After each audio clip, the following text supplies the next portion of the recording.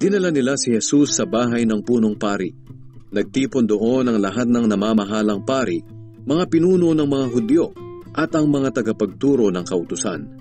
Sumunod din doon si Pedro, pero malayo-layo siya kay Jesus. Pumasok siya sa bakuran ng bahay ng punong pari at nakiupo sa mga gwardya na nagpapainit sa tabi ng apoy. Doon sa loob, ang mga namamahalang pari at ang lahat ng miyembro ng korte ng mga Hudyo ay nagsisikap na makakuha ng mga ebidensya laban kay Jesus upang mahatulan siya ng kamatayan. Pero wala silang makuha. Marami ang sumasaksi ng kasinungalingan laban kay Jesus, pero magkakasalungat naman ang mga sinasabi nila. May ilang sumasaksi ng kasinungalingang ito laban kay Jesus. Sinabi nila, "Narinig po naming sinabi niya, gigibain ko ang templong ito na gawa ng tao, at sa loob ng 3 araw ay magtatayo ako ng ibang templo na hindi gawa ng tao." Pero hindi rin magkakatugma ang sinasabi nila.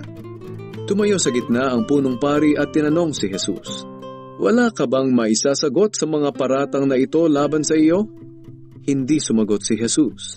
Kaya tinanong siya muli ng punong pari, "Ikaw ba ang Kristo na anak ng kapuri-puring Diyos?" Sumagot si Jesus, "Ako nga, at ako na anak ng tao ay makikita ninyong nakaupo sa kanan ng makapangyarihang Diyos. At makikita rin ninyo ako sa mga ulap na paparating dito sa mundo." Nang marinig ito ng punong pari, pinunit niya ang kanyang damit sa galit at sinabi, "Hindi na natin kailangan ng mga saksi. Narinig ninyo ang paglapastangan niya sa Diyos. Ano ngayon ang hatol ninyo?" At hinatulan nila si Jesus ng kamatayan. Dinuraan siya ng ilang naroon. Piniringan din siya at sinuntok at tinanong, "Sige nga, hulaan mo kung sino ang sumuntok sa iyo?"